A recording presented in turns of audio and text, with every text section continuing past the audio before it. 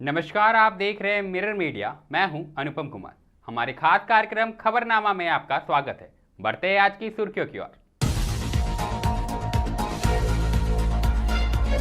राष्ट्रपति के आगमन से पूर्व धनबाद में मॉक ड्रिल, हर गतिविधि पर पैनी नजर।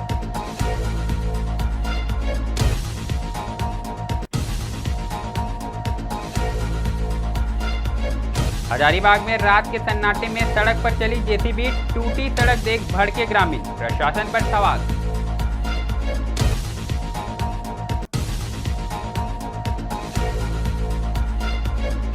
ओबीसी आरक्षण 27% लागू करने की मांग तेज, झारखंड कांग्रेस ने धरने का किया ऐलान।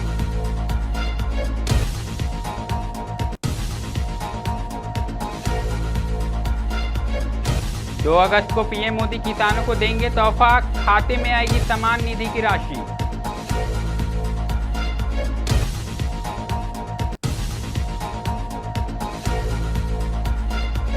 नौरस के रंग में रंगा डीपीएस बोकारो, रावी हाउस ने जीता प्रथम खिताब।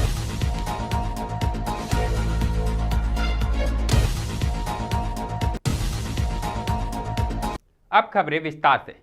सबसे पहले बात हम धनबाद की करेंगे, जहां राष्ट्रपति द्रौपदी मुर्मू के आगामी 1 अगस्त को प्रस्तावित दौरे को लेकर जिला प्रशासन और पुलिस महकमा पूरी तरह से अलर्ट मोड पर आ गया है।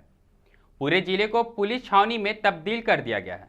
गोल बिल्डिंग, मैंको मोड़, IIT ISM, Steel Gate, Randhir Verma चौक, पुलिस लाइन समेत कई महत्वपूर्ण इलाकों में भारी संख्या में सुरक्षा बलों की तैनाती की गई है। प्रशासनिक अधिकारियों द्वारा लगातार स्थल निरीक्षण किया जा रहा है। सुरक्षा व्यवस्था और यातायात प्रबंधन को अंतिम रूप दिया जा रहा है। जगह जगह चेक पोस्ट बनाए गए हैं और संदिग्ध गतिविधियों पर भी लगातार कड़ी नजर रखी जा रही है। राष्ट्रपति के काफिले की सुरक्षा को ध्यान में रखते हुए मॉक ड्रिल का आयोजन किया जा रहा है। आला अधिकारी स्वयं सड़कों पर उतरकर सुरक्षा प्रबंधों का जायजा ले रहे हैं। डीसी, एसएसपी समेत तमाम वरीय अधिकारी लगातार भ्रमण कर रहे हैं और इलाके में सभी स्थितियों का जायजा ले रहे हैं। साथ ही ऊंची इमारतों पर सुरक्षा बलों की तैनाती की जा रही है ताकि किसी भी तरह की चूक से बचा जा सके। वहीं स्थानीय गलियों और आने जाने वाले लोगों की गहन से जांच भी की जा रही है। जिला प्रशासन किसी भी स्थिति से निपटने के लिए पूरी तरह से तैयार है और यह सुनिश्चित करने में जुटा है कि राष्ट्रपति के कार्यक्रम के दौरान कोई भी व्यवधान उत्पन्न ना हो। अब रुख हजारीबाग का करेंगे, जहां कटक मंदाग प्रखंड के बेस पंचायत अंतर्गत मरहंद गांव में रात के अंधेरे में अज्ञात लोगों द्वारा गांव की मुख्य सड़क गुपचुप तरीके से तोड़ते जाने के खिलाफ ग्रामीणों में भारी आक्रोश है। वर्षों से लोगों की आवाजाही, खेतीबाड़ी, शिक्षा और स्वास्थ्य के लिए अहम यह सड़क बिना किसी पूर्व सूचना के जेसीबी से तोड़ दी गई।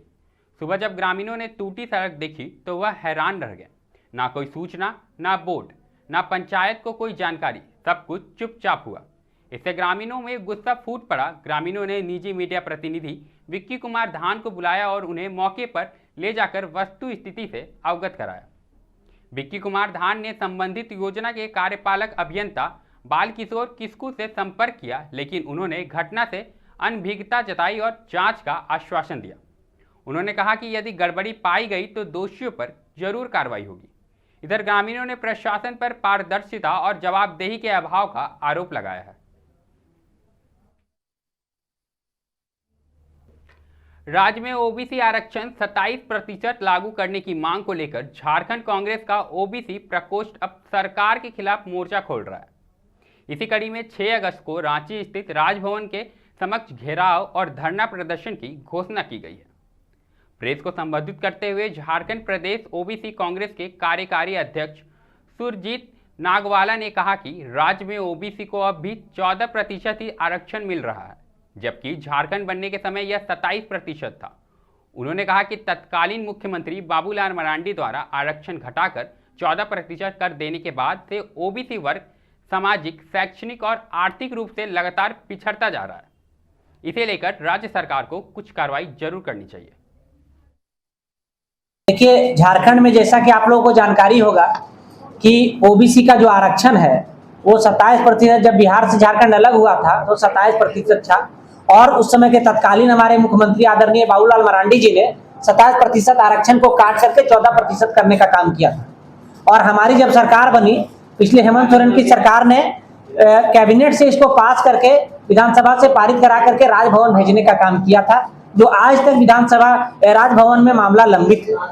और उसी को लेकर के हम लोग आगामी 6 तारीख को राजभवन का पूरे राज्य भर के कांग्रेस के कार्यकर्ता, ओबीसी के कार्यकर्ता, तमाम बड़े नेता और सभी कार्यकर्ता जो है एक विशाल धरना प्रदर्शन का आयोजन किया और राजभवन घेराव का कार्यक्रम हम लोग आगामी 6 तारीख को कर रहे हैं।